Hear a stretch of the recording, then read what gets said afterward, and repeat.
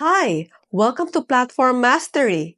In this video, I will show you how to create Lottie animation in Figma. Basically, log in first into your Figma account. Go to Explore Community and search here for Lottie.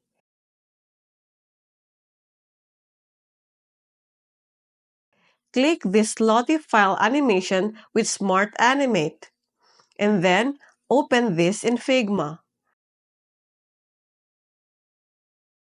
We have here different choices of Smart Animate graphics. We will try this one. Go here and click on Plugins. You can search again for Lottie Files plugin and open it.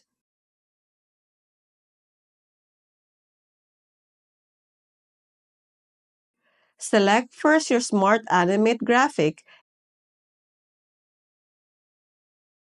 and then click on Export to Lottie button, and a preview will appear. We can also choose the movement of the star graphic here by selecting the available animation in this area.